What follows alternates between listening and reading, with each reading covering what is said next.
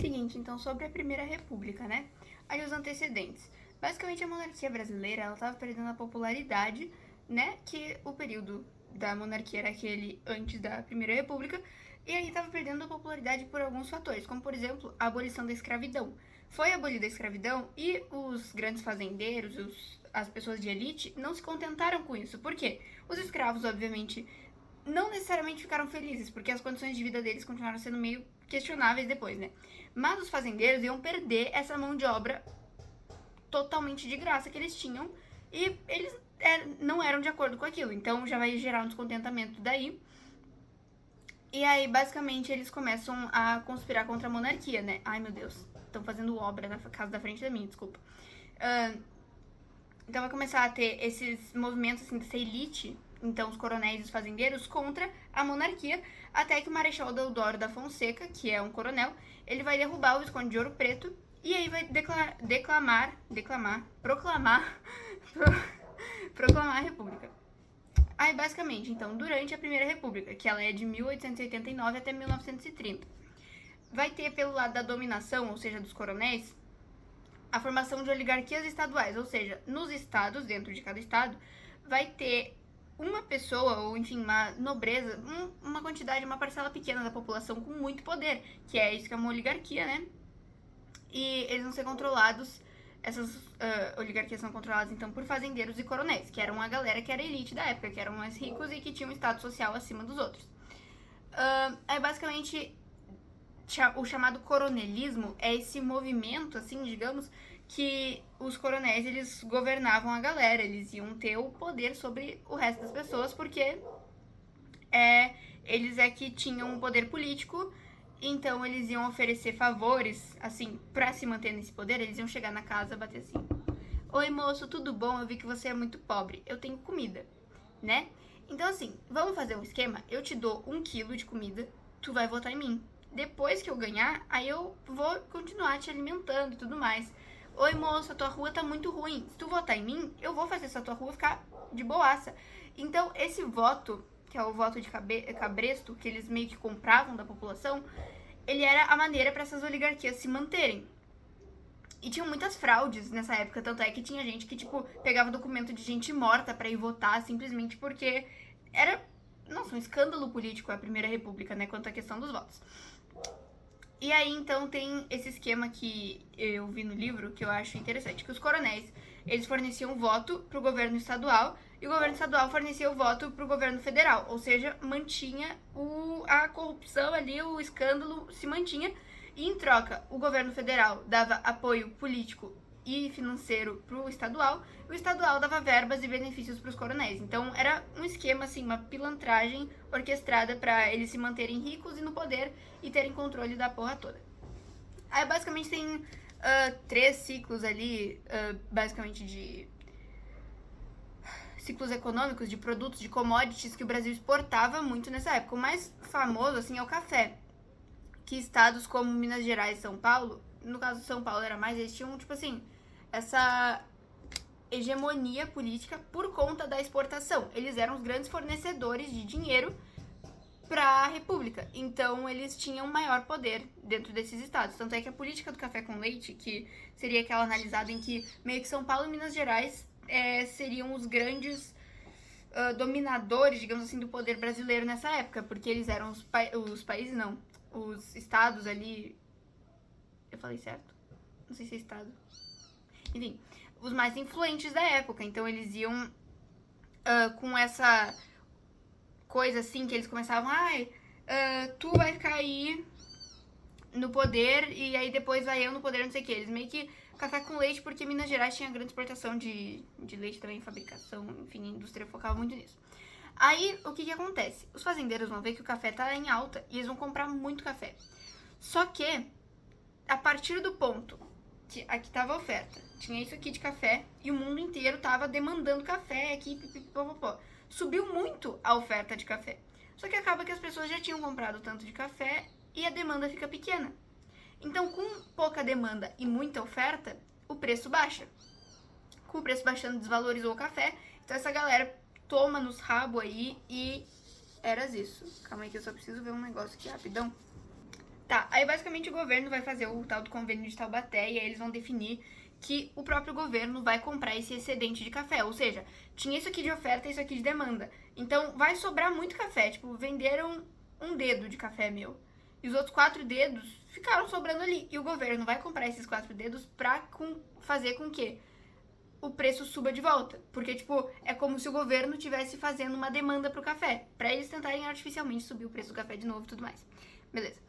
Aí vai começar o ciclo da borracha também aí nessa época, que basicamente as seringueiras da Amazônia vão começar a ser muito usadas, porque tá rolando a segunda revolução industrial no mundo e tava ali naquela época meio que Primeira Guerra Mundial tava começando a piscar e tudo mais, e eles estavam fabricando tanques e meu Deus, calma. Carros, como é que é o nome disso? Veículos. Eles estavam fabricando veículos e precisavam de algum material pra fazer pneu. Então pega as borrachas das árvores. Meu Deus, meu cabelo tá parecendo um Pokémon, sei lá que porra é essa. Vão pegar as borrachas, né, das seringueiras, eles vão fazer borracha e vão começar a vender muito. Então o Brasil, ele vira meio que um grande exportador também disso. Só que aí os ingleses e os holandeses vão vir aqui, esses desgraçados, eles vão pegar a muda de seringueira, vão levar lá pra Ásia, porque a Ásia tinha alguns lugares que o clima era muito parecido com o do Brasil, da Amazônia ali. E eles vão plantar essa seringueira, então vai fazer com que o comércio brasileiro aqui fique todo ferrado da questão da borracha, porque eles vão perder o mercado, né? Basicamente é muito mais perto para um europeu comprar da Ásia do que do Brasil, dependendo de onde fica o país. Não sei se eu falei merda, mas enfim. E aí também tem o ciclo do cacau, que ele também é bem influente aqui no Brasil. E é muito importante também pra essa coisa. Deixa eu ver qual que é o nome dos... Tá, a Bahia tinha muita exportação de cacau. Era isso que eu tava procurando, qual que era o lugar que tinha o cacau. Beleza. Aí, nessa onda também, ali por 1920, já começa a industrialização do Brasil.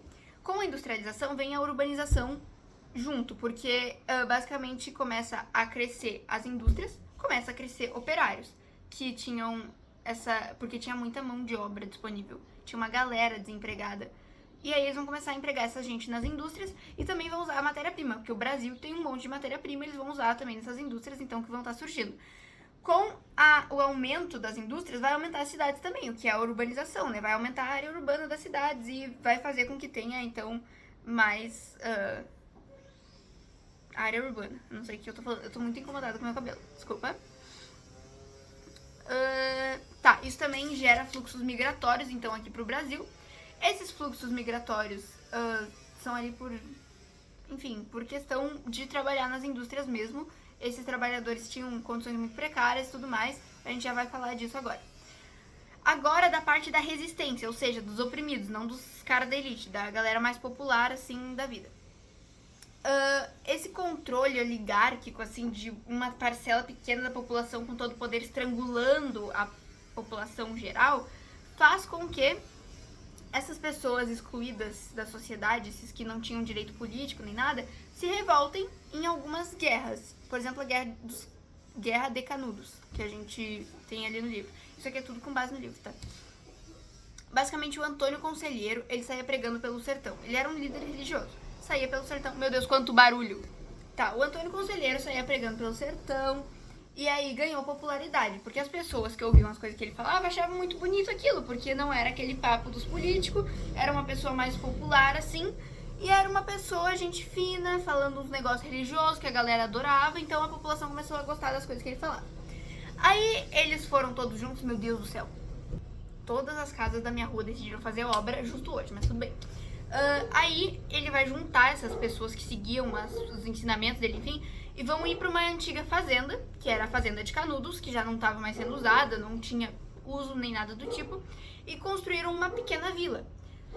Só que esse povoado era meio autônomo, assim, eles estavam meio que nem aí para as autoridades, não que tipo eles faziam um monte de crime, nada do tipo, mas é que eles estavam vivendo a vida deles do jeito que eles queriam e não do jeito que as autoridades queriam.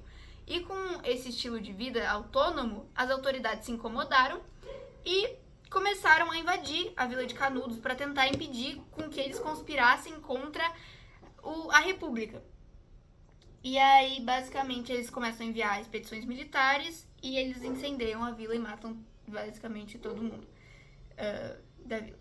Os caras até tentaram, os a galera de Canudos até tentou meio que resistir com emboscadas. Então eles ficavam escondidos no mato, aí vinha chegando assim os militares, pô, e matava os militares e tudo mais. Mas depois não deu pra resistir mais não.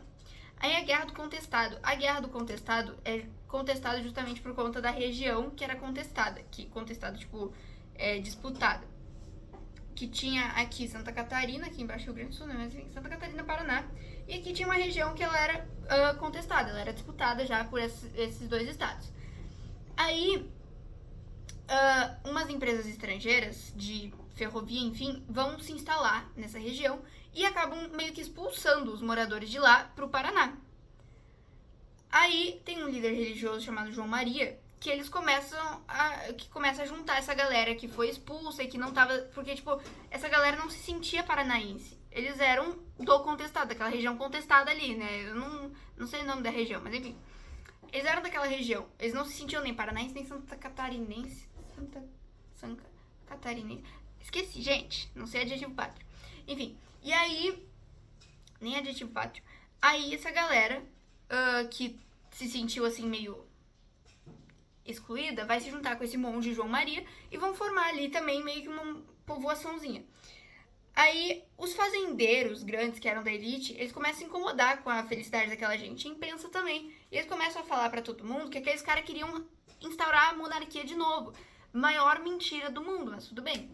E então o governo acaba arrasando com as vilas que estavam na época, eles naquela região, as vilas santas que eram chamadas, né? O governo vai lá, ele taca fogo, ele explode, ele mata todo mundo. O que eu ia falar, meu Deus? Não sei o que eu ia falar, mas falei tudo que eu tinha que falar. Tá, sei lá o que eu tava falando, enfim. Aí tem mais alguns outros movimentos. O cangaço, por exemplo, eles eram esses grupos armados que ficavam lá pelo Nordeste e que saíam, tipo, roubando e tipo, cobrando dívidas e coisas assim de certas pessoas. Aí tinha os dependentes, que tinha alguém que, tipo, pedia pra eles fazerem esses serviços, digamos assim, tipo, meio que contratavam eles pra fazer essas coisas. Ou os independentes, que aí tem o caso do Lampião lá, que saía matando e cortando a cabeça das pessoas e tudo mais. Enfim. Aí a revolta da vacina. Basicamente, nessa época de Primeira República, o governo brasileiro estava querendo mostrar pro mundo que o Brasil já não era mais aquele povo selvagem, que não era mais aquela colônia de Portugal, que o Brasil era super desenvolvido. E na cabeça deles, a melhor forma de fazer isso era, por exemplo, sair tirando os cortiços das ruas, ou sair destruindo as casas mais pobres e tudo mais, pra higienizar a população, digamos assim. E aí, uma galera já ficou meio assim com isso. Aí, além disso, os caras vão lá e começam a tentar forçar as pessoas a tomarem vacina. Hoje em dia, nós como cidadãos instruídos, a gente sabe que a vacina é muito importante, vacina para qualquer doença, para prevenir. Só que a população da época já estava tendo suas casas derrubadas, suas moradias ali, todo o seu contexto trocado à força. Aí eles veem os caras vindo com um bagulho que te fura e injeta um bagulho no teu sangue para circular no teu corpo que tu não sabe o que é aquilo. E ninguém explicou, eles só saem metendo vacina nas pessoas. Então a população ela é meio que contra a vacina. No fim, a vacina acaba sendo obrigatória, é instaurada uma lei lá e que os caras podem sair, sei lá, se precisar invadir uma casa para dar vacina, os caras da saúde vão poder fazer isso. Então, esse movimento é uma revolta que a população vai querer... não quero tomar vacina, não sei o quê. A população se revolta ainda com essa lei da vacina obrigatória, só que o governo vai e bombardeia. Tipo assim, tem uma puta força desnecessária aí usada nessa região. Não sei o que eu ia falar, religião, meu Deus. Aí a revolta da Chibata, o que vai acontecer? Depois da abolição da escravidão, os negros nos navios ainda sofriam muito, as condições eram ainda precárias demais, não só nos navios que eles trabalhavam na marinha, enfim, mas em qualquer âmbito, os negros eles ainda eram excluídos da sociedade. E, enfim, isso perdura até hoje, né, com racismo, enfim, é a história do nosso país, vai saber, né. Aí o que acontece? Tinha uma lei lá, uma regra, que os castigos dos navios só poderiam dar 25 chicotadas nos negros. Só que eles meio que cagavam pra isso. Eles davam quantas chicotadas eles quisessem. Os capitães, enfim, os brancos da elite, da marinha, podiam fazer o que eles quisessem, porque era um país comandado por brancos, né? Não é como se eles fossem sofrer algum tipo de penalidade por isso. E aí, depois, então, que acontece um caso ridículo de um cara que toma, tipo, 250 chibatadas, né, chicotadas, os negros vão se revoltar e eles vão tentar pedir melhor condição nessas embarcações. Eles vão tentar tomar controle dos navios pra meio que apelar e fazer uma ameaça, assim, cara, se vocês não nos darem isso aqui, a gente não devolve os navios, a gente faz uma merda aqui, tá? E aí o governo fala assim, não, de boa, então, se vocês devolverem, a gente aumenta o salário de vocês e a gente não vai penalizar ninguém por ter feito esse escândalo. Aí os negros aceitam, só que aí no fim o governo vai lá de filha da putagem, quebra totalmente esse acordo que eles tinham feito e mesmo assim vai fode total com a... Tipo, manda matar, manda prender muitos negros que tinham participado desse movimento. E por fim, tem esses movimentos operários, que aí é quando entra aqui no Brasil ideias como o socialismo e o anarquismo, que a galera tá olhando tipo assim, cara, as condições de trabalho nas indústrias são uma merda. E a gente, como operário, a gente tá fazendo o que mandam a gente fazer. A gente tem que conseguir o nosso valor, a gente tem que conquistar o nosso poder na sociedade.